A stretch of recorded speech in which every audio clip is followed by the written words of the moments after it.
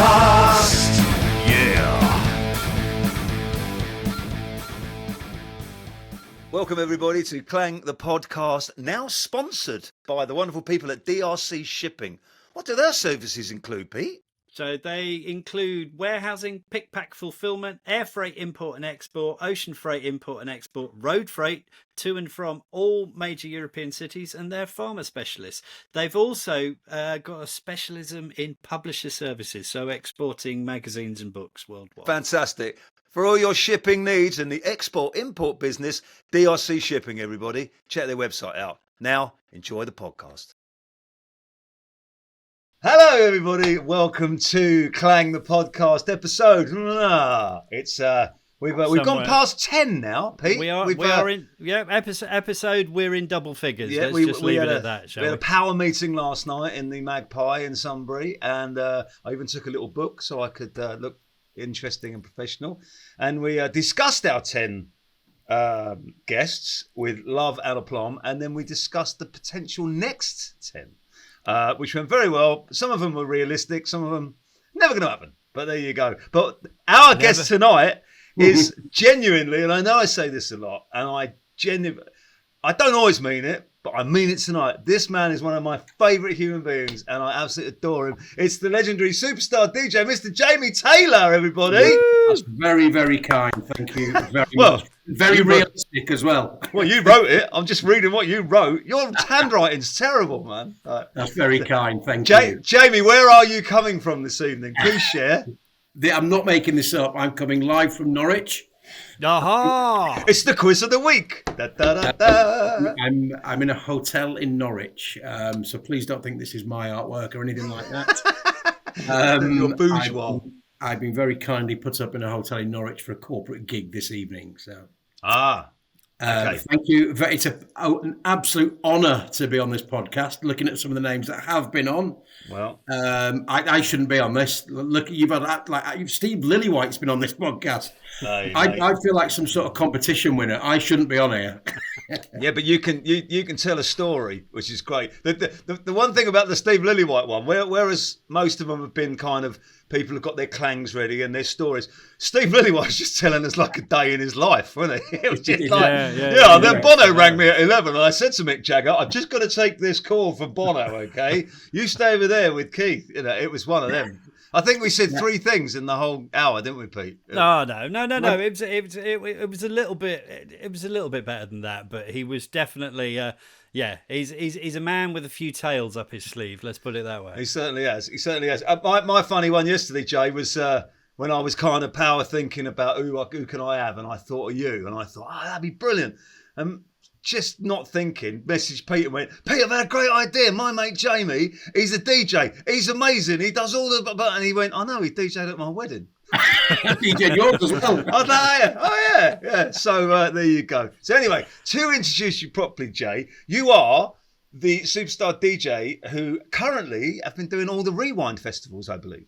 That is correct. I just finished the last one this weekend, and they've gone really well. They've been amazing. How many did you do?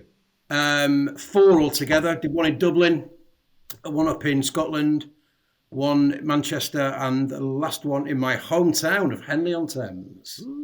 They are enormous. They're getting bigger and bigger, those things, aren't they? Yeah, bigger and bigger. The Saturday at Henley this year was mad. It was the hottest day of the year. It was insane. There's about 35,000, I think. Wow. And it was great. It's absolutely, I mean, you've done a few before, I think, haven't you, I Smiley? have, yeah. I've got a few tales to tell. That was what I was going to touch on that with you, because it is like going back in a time machine, isn't it? It's an odd one, because you're backstage and there's people that I like. 15-year-old me would have shit himself. Do you know what I mean? I'm with Mark King, and I'm like, yeah. Did he do that? All right. And I'm having a cup of tea with him, and he comes over, he introduces himself, and I'm thinking, do I go, yeah, I know you are, mate, or do I go, oh, nice to meet you, Mark, did you say, you know? It's just like, 25 years ago, me would have shat himself. And now it's just weird. It's just like, you see like these icons walking, and they're great, by the way. It's not, no one's kind of stuck up their own arse or anything. No, I noticed that. I noticed that. Gig, you know. Yeah. Saying that, I'm just going to open a can of Tory Fanta. Bear with me a second. Nice, very nice. I noticed that with the rewinds because I think the generation thing. I think they're all genuinely happy to still be alive. B, that they can actually walk in a straight line, but C, to still be playing to 30, 40,000 people. So there aren't any egos there, and everybody's on a kind of level. And they don't just throw it in. They don't. They do put on a gig. They will put on a proper show, and I love that because so many you would assume would just phone it in for the weekend, do it, take the money and run. But honestly, great gig. We had the Jacksons on Sunday last night. Fantastic. Really? How many Jacksons are there now? It's quite a tenuous link of Jacksons. Is it cousins and second removes and all that? I did see a in-ear monitor pack with Tito. I was just about to say, I bet Tito's still in it. What about Randy? Where's Randy? I don't know. There was an old guy that looked a bit ropey. It could have been him. Don't know. You probably saw an in-ear monitor with Randy written on it. I thought, there's mine. I love that. Well, no, it's weird. I played just before them, so I can say I warmed up for the Jacksons now. Oh my God. But, and you mustn't. The thing is, Jay, you mustn't downplay that in any way because I've just been looking at some of the photos and stuff and a bit of video of you, and it is like 35,000 people, and you've just got them in the palm of your hand. There is a reason. There's a trillion DJs. It's like drummers and bass players, right? But like. A good one is there for a reason. They don't just put on Dave from the pub to finish off the evening. This is 35,000 people. Do you know what I mean? And Thank you. That's very kind to say. I'm very proud of you. I'm very proud of you because I've known you for a long time, and obviously I've pulled in a few wedding gigs for you. Sure. Yeah. Thank you. But no, it's brilliant to see you doing that. Who was the strangest, kind of craziest? Surreal moment from the rewind. So I'm going to stick with the rewinds for a bit because it's fascinating. It's weird. This guy's become one of my really, really good friends, right? And one of the nicest, apart from yourself, of course, and you, Pete. One of the nicest people you'll meet in music is the Doctor from Doctor and the Medics. Fantastic. Live. He's my mate. He's honestly one of the nicest, beautiful men you'll ever meet. It's honestly. I've heard that. And I've done a few other gigs with him since then, and he's just one of the kindest souls. He's honestly, I can't eulogize about the guy enough. Honestly, he's wonderful. That's brilliant. That's brilliant.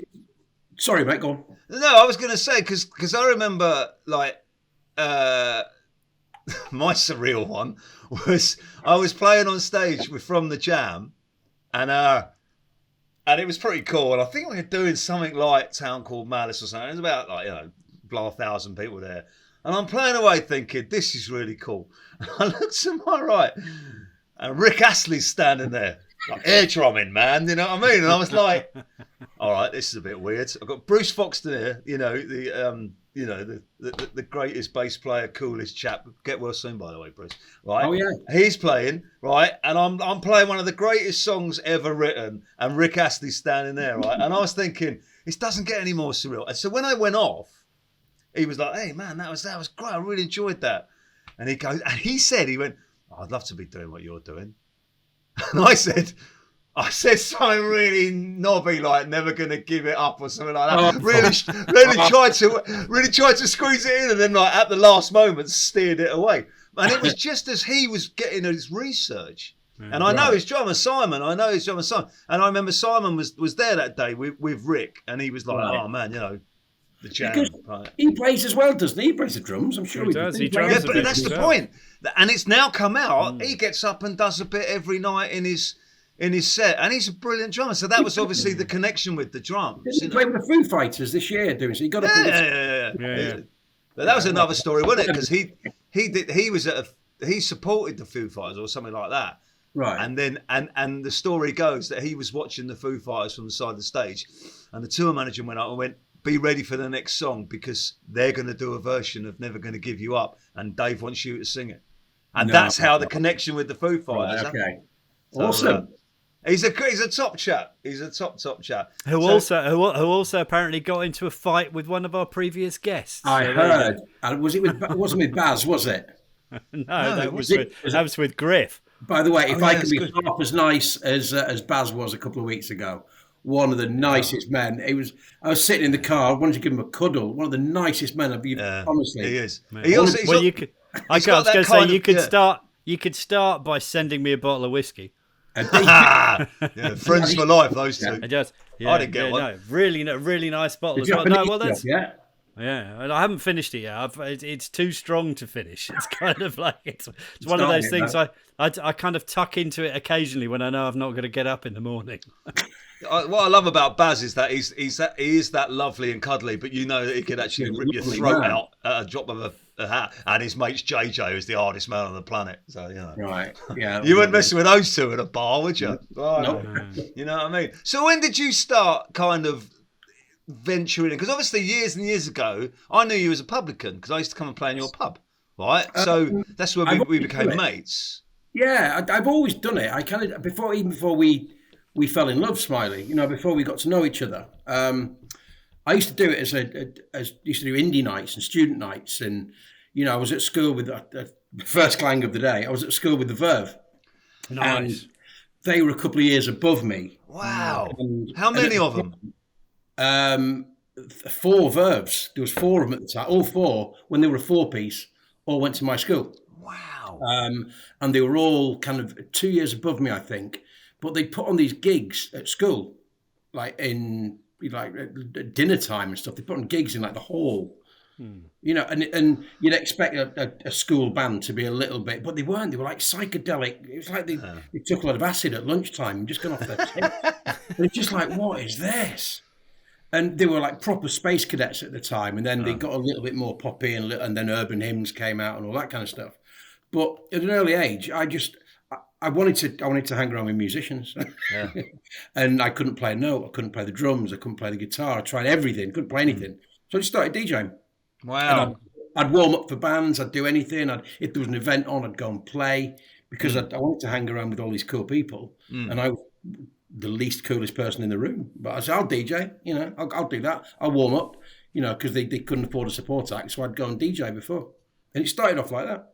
Because I always remember that, like, even before you were doing the bigger stuff, you always had a really, really great insight into music. Like anything I ever told you or asked you, you always knew.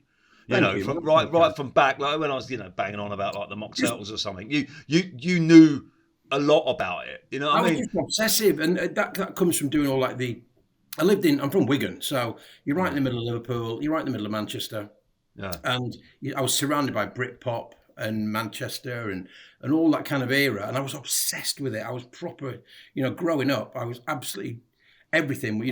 Every weekend I'd be in Liverpool or I'd be in Manchester. I'd go to every single gig I could, and I just became like a bit of a nerd, like a bit of a Britpop nerd. And like you say, you mentioned the Mock Turtles and stuff like that. Any small tiny indie band, I was all over them, whether they were shit or not. Well, I just remember that whenever I had said anything about anyone, you knew who they were, and you knew, but you didn't just know who they were; you knew about them. I remember this, but I wonder whether that had kind of carried on into kind of you now being, I excuse the phrase, read the room or read the huge field of 35,000 people, but your knowledge of music. Going from the cool side, not just knowing the cheesemongers stuff. Yeah, I've always, like I say, I've always had that wide knowledge. But for me, being a DJ, it's knowing what to play. Yeah, it's knowing what to play and when to play it. Not if you can mix it into exactly the same key as it was recorded at Abbey Road 20 years ago or anything like that. Yeah. There's too many DJs who get absolutely hung up on being able to beat match and being able to get everything right and perfect and transitions and all that kind of stuff. No one cares. Yeah. No one cares. Just me. Give them what they want. Yeah, exactly. As a kid, when I was kind of learning and picking all that up, there's a wonderful man called Pete Schofield, who was the DJ at a bar that I used to work at.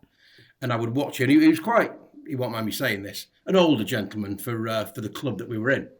Yeah. And I remember I'd watch him, and he was a craftsman, and I was supposed to be working, but I'd stood there watching him all the time.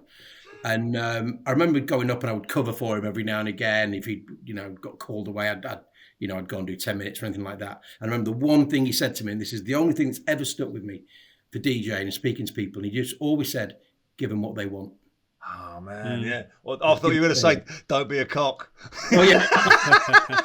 Wise words, Pete. Thanks for that. Yeah, it's stuck with me forever. You know, that's amazing. It's funny though, because I've got another mate who's a DJ, and he says, he says exactly the same thing. It's like, don't try and be too clever. No. Don't try. I mean, he does plan things out, but it's also kind of like looking at it, and it's that reading. You know when something you're going to play the wrong thing, or you know when you've kind of hit the wrong mark. You've got a rough, before you go into a gig, you've got a rough idea what you're going to play, what the age group is, what kind of gig is it? Is it a festival? Is it corporate? Is it a bar gig? Is it? So you've got a kind of rough idea, but you only really know once you're in that room. Yeah.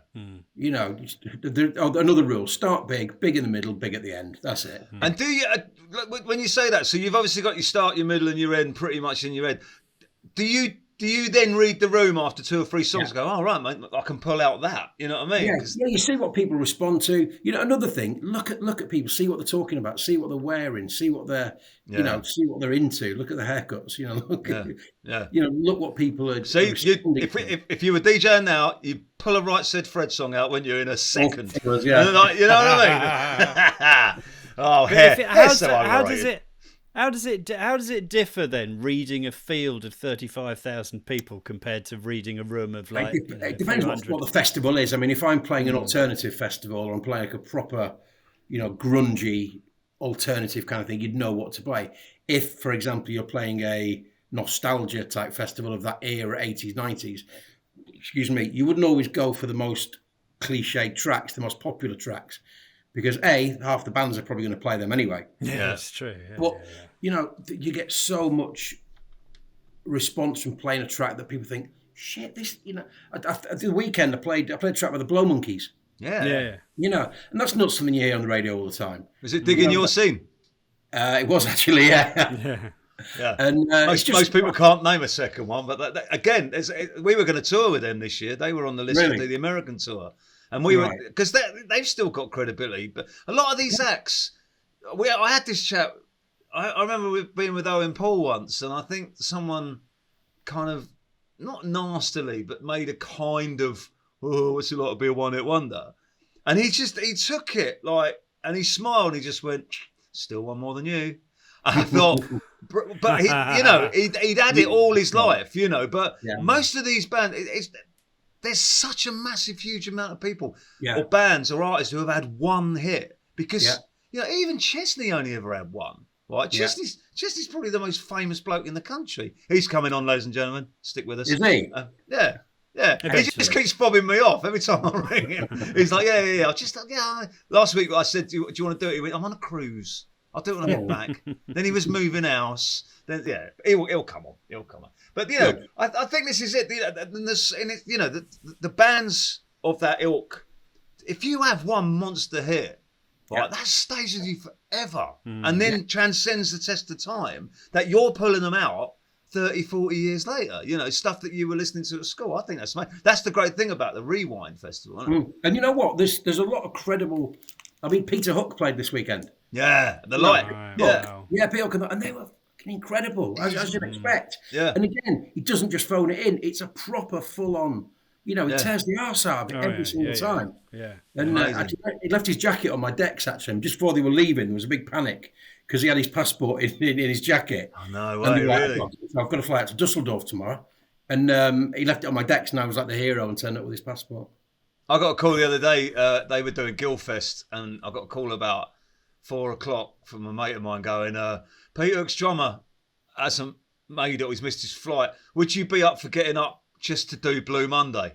And I'm like, "Yeah, go on then." I said, "I'm only 45 minutes from it." Yeah, and I thought, surely if there's one song that's going to be on tape, it'll be that one. He went, "Leave it with me, I'll go and speak to Peter." And then apparently there was this big, it's a bit of a ball ache in it for one song. Right. So I never did it. But again, I like the fact that bands like his are being shoehorned in. A bit like From the Jam and stuff. They go down really well. The more left wing, the more sort of left field bands go down just as much as the Jacksons, so to speak, or the Ocean or whatever. Yeah. And they get a massive response. Wow. Now, do you tailor your set to who's on after you and who's on before you. What I do, yeah, because I tend to play in between in the changeovers. So Right.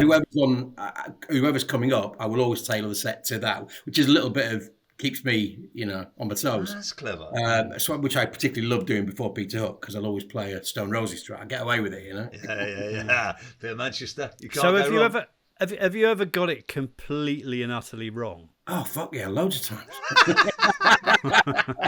Think back to our weddings, Pete. Yeah, Actually, you did it with that. you were at your wedding, weren't you, Pete? Yeah, I was. Yeah. No, I wasn't actually in the room. I wasn't. I was outside drinking, leaving everybody else dancing. Have I ever got it wrong? Loads of times, where you just look around and you think you've got it nailed. This track's really going to kill it, and you look around and you're just met with total blank faces, and you're like, and the dance floor empties suddenly. and you're thinking, shit, I've got to recover this quickly, and I'm like scrolling through, and I've got to find that track. Where is it? And I've got a file on there called "If All Else Fails." So straight to that. Really? Oh, no, your backup bangers, as they're known. Oh God, I'm going to rename it "Backup Bangers." Yeah. Well, that's what we should have called the episode, Pete. Actually, backup bangers. Still might be able to. Yeah, we might be able to. And the people will put two and two together. I've done it with gigs where I've thought, this will go down really well, and then suddenly after about like 8 bars, you just see the dance floor emptying, and unless you can flip into something, and they do the Peter Kay thing where they turn around and kind of dance back onto the dance floor. You've lost them. Once you've lost them, man, that's really hard to get them back, isn't it? Yeah. I don't.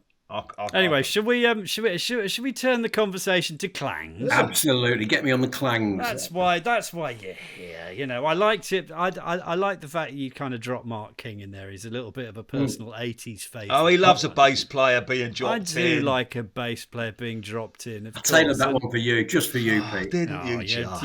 You're a love, Jamie. Peter Hook. It's a bass player special. Peter Hook, get him in there. Oh yeah, exactly. So yeah, come on then. What's your what do you reckon your best clang of all the best? sort of like... When I listen to this podcast, right, which I'm a big fanboy, by the way, I love it. Thank you very right? much. So I listen to it and I answer it as I go along. Now, I'm like, in the commitments, Those long nights, driving back from Norwich. Yeah. One of my favourites. And it's not, well, it is a bit of a clang, I suppose. I was in Liverpool city centre one afternoon with my dad, right? And we're walking through. And being a Man City fan, Pete, you'll know this. Do you remember a footballer called Peter Beardsley? Yeah. Peter Beardsley, yeah, I remember Peter Beardsley. Anyway, right? Beardsley. Peter Beardsley, not to be misplaced. Beardsley. Not to be confused with Peter Beardsley. Yes. Walking through, and I'm an Everton fan, Pete. I don't know if you know that or not, right? Right. And I'm walking through Liverpool city centre with my dad, and we see Peter Beardsley, right? And I'm a kid, right? I'm thinking, it's Peter Beardsley, Dad. And Peter Beardsley was known for not being the most talented footballer and being a bit greedy. So I'm like, Dad, it's Peter Beardsley. So we go over, and he's walking towards us, and I'm shitting myself. It's Peter Beardsley. And we get, I'm kind of like, I like a bit of a fanboy. And my dad says, "Hey, Pete, how you doing, Pete? Are you all right?" And I'm like, oh no, what's he going to do? He said, "Oh, Peter, lovely to see you." He said, "Do you know, you play for Everton, don't you?" He's like, "Yeah." He said, "Do you know Duncan Ferguson?" He says, yeah, of course I do. I said, "So why don't you fucking pass to him then?" No way! And I'm like, oh, no, Dad. Oh, Dad, you go to the top of the tree, man. I love that. Like, "Dad, you can't do that." And instead of just walking off, he stays there, Peter Beardsley. And I'm like, No. and he's just the poor guy. And How old are you at this point? 12, something like that. Oh, no. And then a couple of weeks later, Peter Beardsley's in the news because they're on a pre-season tour, and he drives a motorbike through a plate glass window of a hotel. Jesus. So that's one of my anyway. That's quite a. I That's love amazing. that. That's hilarious. Yeah, I've got to say, when you started that with Peter Beardsley, I thought, where's this going? well, you can up your game a little bit, but you've actually come out with the funniest story yet. So I've got a biggie for the end. Don't worry, man. Big in the middle, big at the end. You know big the at the rules. end. No, yeah. I love the way you're moving. We were talking because we were talking to when obviously when we had Baz on the other week, One of his great mates is Stuart Pearce. Yeah, And they're thinking, oh, it'd be great to get Stuart Pearce on. The only problem is I'd have to ask him about why the hell he signed Georgios Samaras, who's the only bloke I've ever seen shoot for goal and have the ball go off behind where he was standing in the We should listen, in for a penny, Pete. I know you're dying to get Stuart Pearce. I've met him a couple of times, and he is the loveliest. But he is that bloke that when they say that Simon Jordan isn't on with Jim White that morning, but they've got Stuart Pearce, you go, oh, that'll be good then. He's the only one. But he does. Last time I saw him, he was still at West Ham, and I said, "How's it going?" He just went, "Yeah, going with two halves, lads played well, and he was just like, he was like Ron manager. It was really funny. But he loves his music, so yeah, he does. He does. He's always at a gig, isn't he? He's always at a gig. Always. Yeah. And he's, as the number of times that we've, Stuart Pearce is here. Is he again? Seriously, biggest Stranglers fan in the world. He's been to more Stranglers gigs than that. He's been in hundreds of Stranglers gigs. Really? That's his favourite band, right? Yeah. He's in the video for the last single. But Baz was saying, like, he went to his wedding and they're all super best mates. So he wasn't there the night I was there, which is a bit annoying. But yeah. Well, speaking of weddings, I've got another Clang for you. Go. I do quite a lot of weddings. We'll try and keep that a bit quiet. All these sort of higher end ones. And weirdly, I got asked to do the wedding of Zara Phillips. No, that's cool. What? Yeah. This is it's like a royal wedding, man. 10 years ago, Zara and the rugby guy. Yeah, Tyndall. Yeah. Mike Tyndall. Yeah. Mike Tyndall, Nothing about rugby, you know what I mean? No, not me, but I know he's a really funny bloke. I know. So I've come in with a big royal Clang there, and at the end of the night, we'd done the gig. I mean, there was a band on as well. I was just finishing the night, like the last half an hour or whatever. And the venues. I mean, this was like you get a wedding venue, then you get a royalty wedding venue. It was like this huge, ridiculous, but the people running the venue were like, yeah, got to finish at 12, hard close, finish at 12. So I dutifully finish at 12 o'clock. Zara comes over, right? Zara's what I'm thinking. Zara now, is it? Yeah, Zara. Not the clothes shop. Yeah. No, and she comes over and I'm thinking, fucking hell, Zara Phillips walking towards me. And I've got the headphones on, I'm like slowly taking them off because she's like, are we done now? Are we finished? I said, yeah, we've got to finish midnight, And she went, not even for a princess. No! Amazing! Yeah. I am the one and only. You get that one. Quick, spin it. Brilliant. That's amazing. Was there royalty there, or did they keep it? Was this did they have two weddings? It was, there was a lot of inbreeding. There's a lot of weddings there, but it was one of those where you have to, you get to a gig. You'd have done these where you've got to leave all your phones behind. You can't bring anything with you. Oh yeah. It was one of those. Amazing, man. Amazing. Yeah, no cameras or anything like that. But Wow. yeah, I'd signed an NDA for that, so I've probably just broken that, haven't I? Which you probably have, actually. Oops. Well, technically, if more people watch this than they do, but really, no, you're all right. Zara, all right. Very good listening. Yeah. We love you, Zara. We actually do all really love you, Zara. Very much. She's actually really She's my nice. favourite royal. She's lovely, yeah. I always thought it was really funny. He's really funny because when he talks about when the Queen was alive, he used to talk about her like, well, she's like my nan-in-law. And he kind of chat like, apparently they got on great because he was just like, Mike, hello, Liz, hello, how are you, love? Like, I bet she loved that. I bet the fact that he wasn't kind of creeping around her and all that kind of stuff. Have you ever done any like celebrity gigs, like DJ gigs for celebs?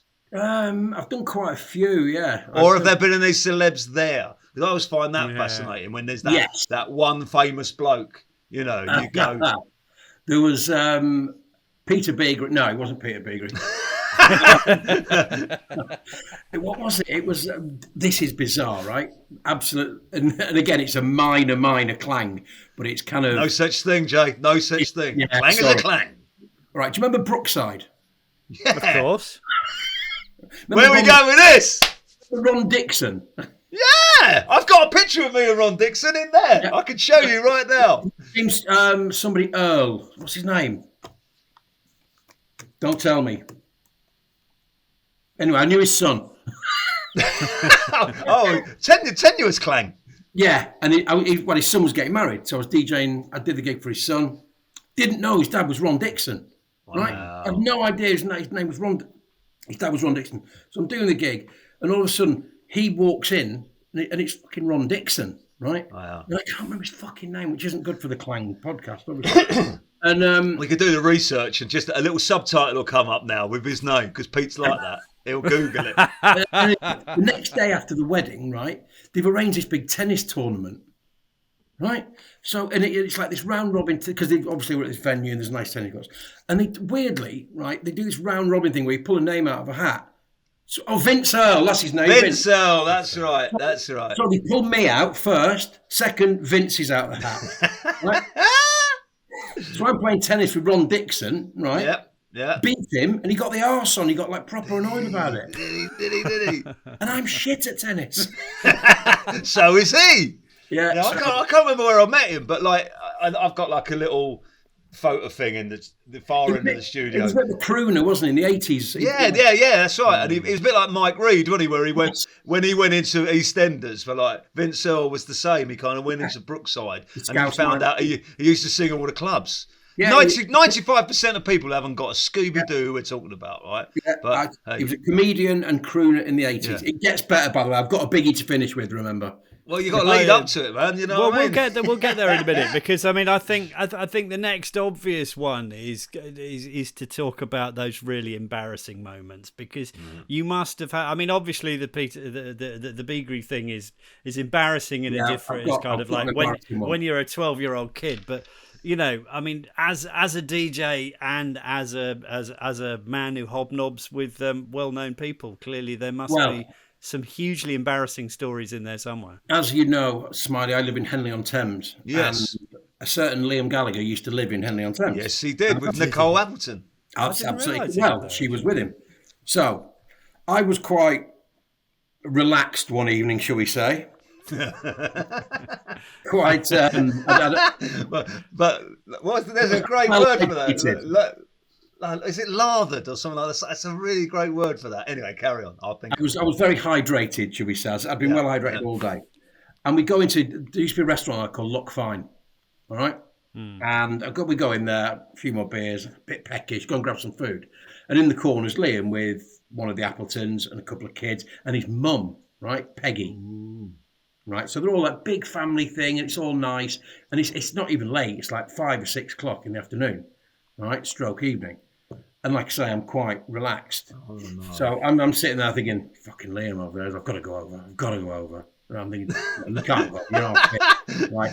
And all these things are going through your head, and it's a bit similar to Baz's a few weeks ago, where he goes up to Mark Knopfler. Yeah. So I wander over, and I'm pretending I'm just going to go to the toilet, right? But in my head, I'm just going to sashay over and be really cool, right? And, and I'm walking along. The toilets aren't even that way, but I'm pretending I'm going. And I walk past and I'm like, oh, hey, how you doing? And all I could come out with was, how's the fish? And he's like, and he looks at me, and he thinks I'm working there, right? He thinks I'm working there because I've asked him how the fish is, and he's gone. Yeah, it's all right, Mouse. Yes, pretty top. Yeah, it's all right. You know what I mean? Yeah. I like it. I'll get a roll with it. Yeah. Thank you. And I walked up, and I'm just like, oh no! And there's no coming back, is there? There is no coming back. Didn't go back to the table. Paid and walked out. Awful. Awful. I've done it a million times. I've done it, and I hate that where you can't retract it. That moment. I did it recently. I did it with my old mate Johnny from Snow Patrol, who I haven't seen him since '97 because I was in a band with Johnny. I've told you this, Pete. This story. It's great. So Johnny McDade, right? So he was brilliant, Irish, good-looking bloke. He was in a band called Vega 4, and I started jamming with him. Right, it was really cool, and I really liked him, and he really liked me, and we had a real good thing going on. And then I got the Strummer job. So I said, listen, Johnny, man, I'm really sorry. I'm going to have to leave your band. And he was like, what do you mean you're going to have to leave my band? I kind of did the big, kind of joining Joe Strummer. And he looked at me and just went, and your point? It's me. It's Johnny, Vega 4. So we kind of didn't leave on the greatest of terms. Anyway, years later, I was with your mate Richard Brooke, the drummer. Ah. Rich? Yeah, Rewind Rich, right? Yeah. And he said, I was at his studio. He goes, there's a guy who knows you. So he comes in, he goes, how's it going? Nice to see you again, blah, blah, blah, blah, blah. Anyway, I played along with it. And then he went back in the kitchen. I said to Rich, who's that? I've got no idea. And he went, apparently he took your place in Vega 4. I went, oh, right. Anyway, he comes back in. And I said, how's it going? I said, whatever happened to Johnny then? I didn't know at this point. And he just laughed and he went, really? I went, yeah. I mean, and did he end up doing anything? He went, what, apart from forming Snow Patrol and marrying Monica from Friends? No, he didn't really do much at all. Right? And I had no idea, right, that he'd married Courtney Cox and had formed Snow Patrol, right? And written songs for Ed Sheeran and Robbie, and this guy is top. Anyway, about 3 weeks ago, I was doing a festival in Europe and Snow Patrol were on.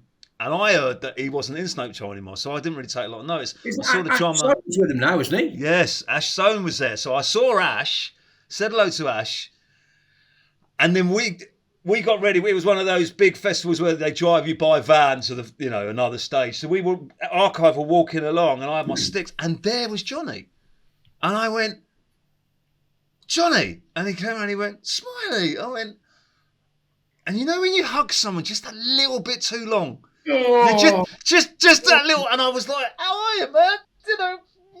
And anyway, I said, "Oh, look," I said, "You're on after us." I said, "I'll catch your set. I'll grab you later." He went, "Yeah, great to see you, man. Great to see you." So we did our set, and then we went and watched Snow Patrol from the side, and they were really good. And then I sat outside the dressing room, like this loser, and I saw Ash. I was like, "Ash, is Johnny in there?" He went, "Yeah." I went, "Oh, see if he fancies a chat." Ash disappeared, didn't see him again. Oh. Then my old mate Neil Mather came out as the tour manager, and I went, "Oh man, I ain't seen you for years, Neil. How you doing? Chat. What are you doing?" He went, "I'm tour manager Snow Patrol." I was like, "Oh right." I went, "Is Johnny in there?" And I just wish that someone had stood next to me and gone, "Leave it, Smiley, because he really doesn't want to see you anymore." And he went, "He's in there." He said, "I'll go and ask." And he never came back out. So he was obviously hiding in there with Ash going, "Has he gone yet? Has he gone yet?" And I even messaged him on Instagram when I got back. Just said, "I know.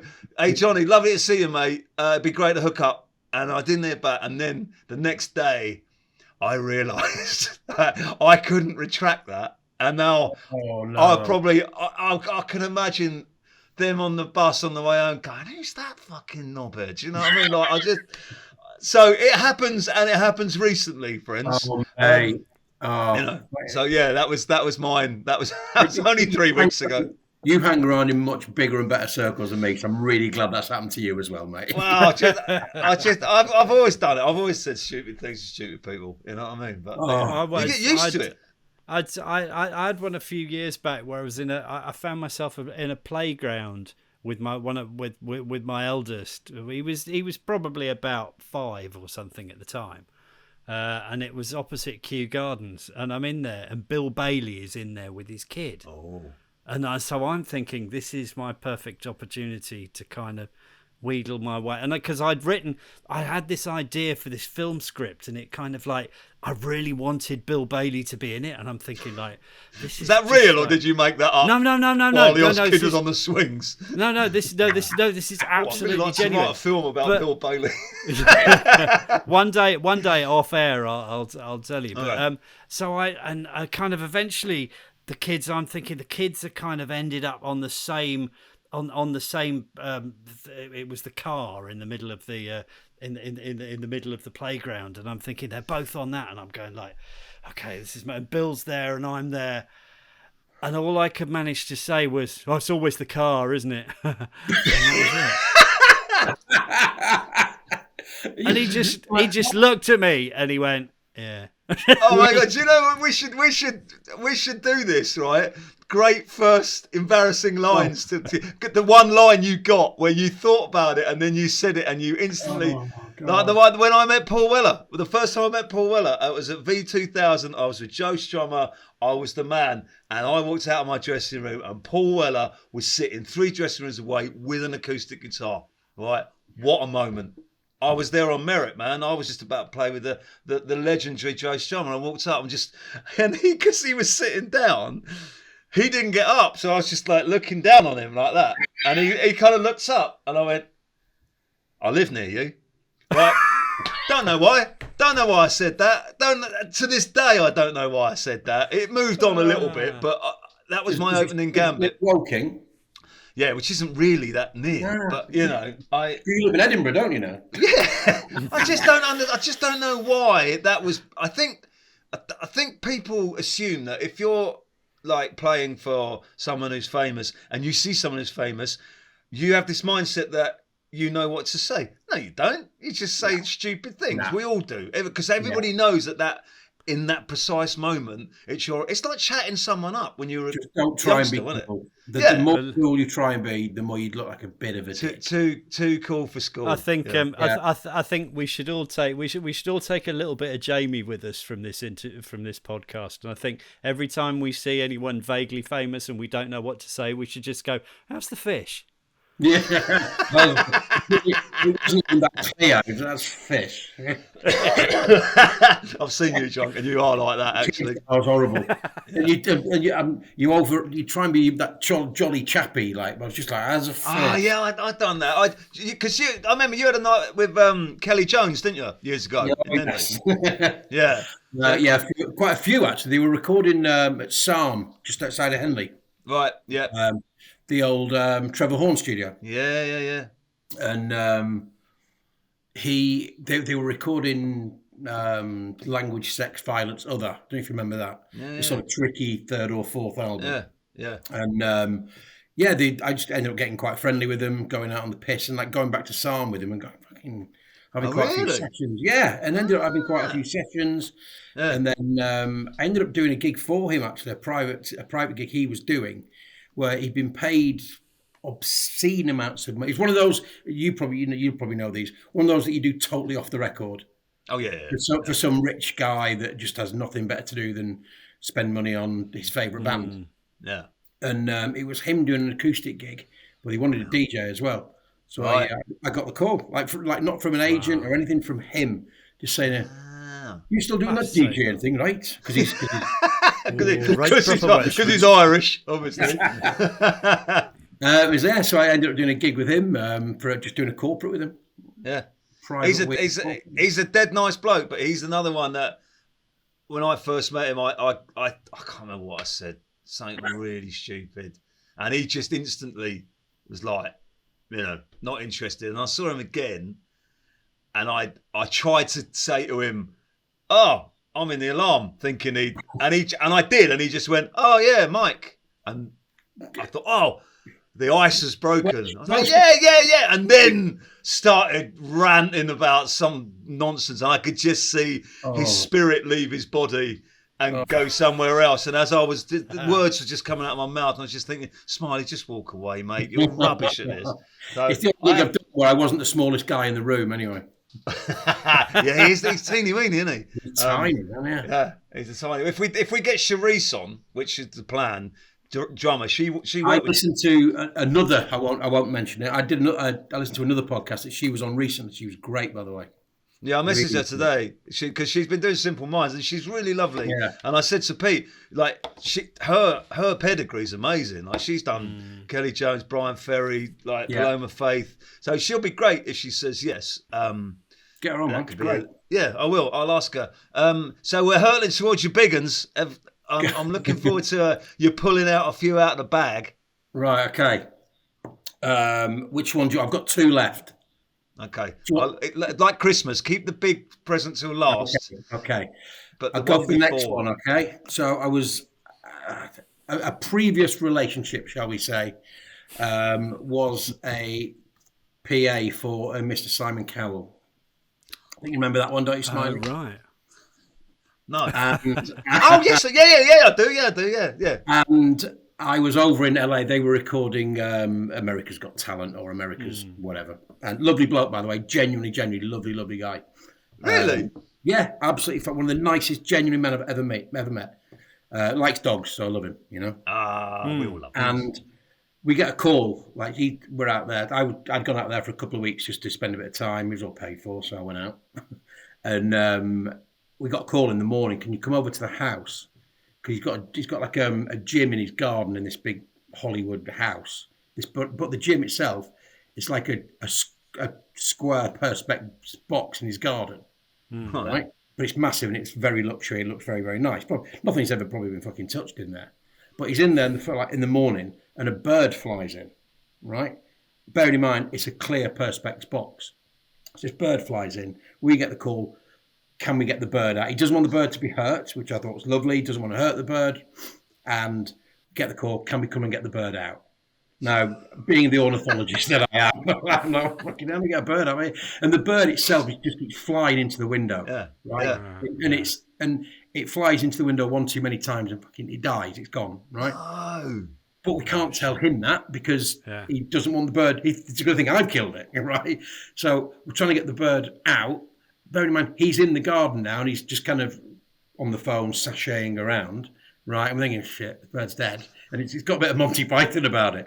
So there's this, I was just thinking that. So there's this bird there, right? And we can't show him that it's dead, right? So we get rid of the bird, right?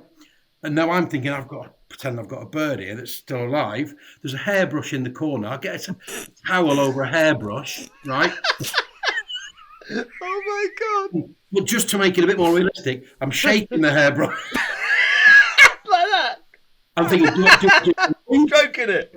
Do I make a noise? What am I doing? I'm like, yeah, all good, mate, all good. Yeah. He's like, oh, let me see him. Yeah. Yeah, no, it's all right. And then and I'm like walking around this thing, and this is genuine. I'm thinking, I've got to pretend to throw this up in the air now, haven't I? Right? And I'm like, to release the bird. Release this hairbrush. Release the hairbrush. So I go out of sight, and I'm like, oh, off you go, my sparrow. Why did you not keep the dead bird and just like with this little beak, and then like make it look like it's alive and stroke it and stuff? You don't know what to do. I was panicking. Well, what did you do with the bird? I chucked it in the bin. Oh, weird. But all his bins had padlocks on, right? Oh my God, this just gets better. His bins, right? So I'm like, I'm trying to get this bird in a bin, so I kind of wedged the bin open a bit, right? Not one of them, it's got a padlock on. So I kind of wedge it open a bit, and this poor bird, like, I'm trying to squeeze it through, and it's not going in too easily. So, just half a bird. Yeah, it's horrible. And I'm like, oh, and I didn't want to hurt it, of course. But finally get late for that. And there's a couple of maids there that are like shielding me as I'm doing it, you know. So let me just ascertain one thing here, right? Simon Cowell padlocks his bins so people can't rifle through them. He do it himself, but one of his skivvies probably does because of all the paparazzi going through his bins. Yeah. And then imagine a paparazzi breaking into Simon Cowell's one finding a dead bird. Used to happen all the time. Yep. Wow. A dead bird. Mate, your last one must be an absolute belter because it's bigger than Cowell. I don't want to big it up. It's bigger than Cowell. Pete, we need to do that thing, you know, on Top Gear where they do the driving. Oh yeah, we've talked about we have talked about this because every time we've done it, like we had the like Buzz Aldrin, and then we had Danny. Who was it? Who did Shelley have? The dancer. Fred Astaire. So like, they were all absolutely. But some of these, they just get that Simon Cowell one, man. That's probably my favourite one. And it was just. I have to say, it's actually up till this point, my favourite one had been Mr. McNabb and he's getting caught in the urinals between Paul McCartney and Eric Clapton. That was it. I spoke to him today, by the way, and he's one of the funny. Because as you know, Jay, because he's a Scouser, there is something. It's like an added extra bit of humour with a Scouser. If they're funny and they've got a Scouse accent, they're even funnier. He had me in tears today. I can't even remember what he was talking about. He's proper dry, isn't he? He's amazing. He's amazing. So just a little disclaimer, ladies and gentlemen. The bird He's only joking. The bird was fine. And Yeah, it was definitely fine. All right. Okay. Yeah. Anyway, Jay, you've got time for one more story, man. Right. Oasis 2002. Awesome! Liam again. Is this after the fish? Is this before or after the fish? This is Before the fish. I'm surprised I didn't remember you. Liam or Oasis are not the subject here, right? Oh. Okay. So Oasis played Old Trafford Cricket Ground, 2002. Massive gigs. And if you remember that kind of era, it was the Gem Archer sort of era. Yeah. Anyway, that's irrelevant. And somehow I'd done a gig for some of the corporate hospitality there earlier in the day, and found myself like, you know, you get like, well, at the cricket, you're a cricket fan, I'm fucking clueless with it. The hospitality that kind of goes round a bit, doesn't it? And Old Trafford's a beautiful old sort of circular. It's gorgeous, yeah. Right. So stage is one end, and at the side of the stage are the top corporate boxes. Okay. Now, I find myself in one of these corporate boxes just by association from doing the gig earlier. I think, well, I'm going to stick around. I'm going to watch the gig. So we're at the top one. We're in the top one, and unbeknownst to me, below us is David Beckham.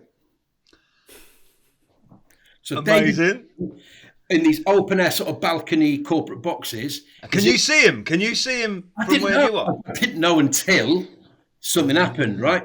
So below us, he's obviously keeping a low profile. You're quite near the crowd, like, and it's a biggie. It was a huge gig, about 60,000, I think. And someone obviously clocks him, right? And the band haven't even come on yet, right? So I'm like, there's a bit of a kerfuffle going on below us. What's going on? All of a sudden, obviously, Oasis, Man City, a lot of Man City fans, as you'll know, Pete. And David Beckham is obviously, I think he'd moved on at this, but I think he played for... He'll always be a red. Always be a red. Anyway, they start throwing pints of piss at him. No. No way! Yeah, and they're reaching him, like they're getting him. He's like level on top. So I'm like, this is brilliant. Overlooking fucking hundreds of pints. Some of it might not have all been piss, but a lot of it filling them up, right? You could see people filling them up. So I'm like, this is brilliant, right? Some of them might not have been pissed. Yeah. Let's go with the majority for the story. Yeah, and I'm watching hundreds of Man City wearing Man City shirts, filling them up, right? You know, gigs like that, you can get like the big 2-pinters. Extra piss. Right to the brim, right? So anyway, 10 minutes later, you get a knock on the door at ours, and it's one of his management or anything like that saying, look, there's been a bit of an incident downstairs. Would you mind swapping boxes with David Beckham? Right? I'm like, what? What do you mean? What's going on? Like, no, exactly. Hiding your point. Right. Obviously, like all the people in the box, yeah, of course, no problem at all. We love David. Come on. Do you mind if we meet him? And it's like, yeah, of course you can meet him. Covered in piss. Well, Pete. Is that David? David, they all come up, the entourage, and David's the last one in, like they're ushering him. And I shit you not, he's toweling himself off as he comes into the room, right? He's like dabbing himself, right? And I'm like, he's here now, I've got to say hello to him. You smell of fish. I'm not going to miss this one. That was the fish, David. Right, so genuinely, he's the last one in, and I go to shake his hand, right? Hello, David, how you doing? And he holds his hands up, and it's still dripping in piss. I'm shit you not, right? He's fucking head to toe in piss, right? And he's like, and I'm like, still trying to shake his hand. I'm not missing that. I'm not going to miss that moment.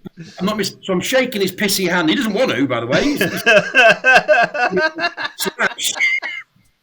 So I'm shaking his hand. He's covered in piss. And he's toweling himself off. And we go to the box below and then watch the Oasis gig. But that's one gig I'll never forget.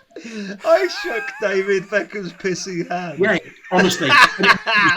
Well, honestly, and he mustn't have had a change of clothes because he was fucking drenched. Absolutely. That's amazing. That's amazing. Until in warm piss. And you still shook his hand. Yeah, of course. And you'll always have that moment together. I haven't watched it since. Yeah. For that. Yeah. Oh mate. I think when I asked you the other day, when I text you about doing this, I think you might have actually said something about, I've got a great story about David Beckham and the piss he had. And I didn't really clock it. I just thought, yeah, whatever. And now I understand why. Mate. The poor guy. Poor guy. Well, my side's hurt now, Jamie. That's your fault. Thank God I haven't got to go and do a corporate gig in Norwich. That's all I'll say. All right. Something has happened in this hotel room. I'm telling you, there's been an incident. Maybe David Beckham's been in there. It gets you under the nostrils. That fucking lick. It's either Liam eating fish or David smelling the piss. Yeah. Hey, mate, listen. Thank you so much for doing this. It's none of the mate. two. It's neither of those. It's that bloody dead bird from Cowell's place. That's what it is, mate. He kept it in his back pocket because he couldn't get it in the bin. Honestly, it's like trying to put a marshmallow into a coin slip.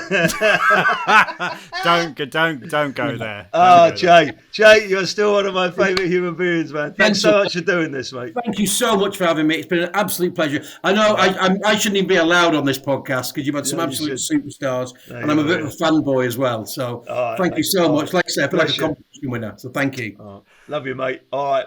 See you, everybody. See you in 2 weeks.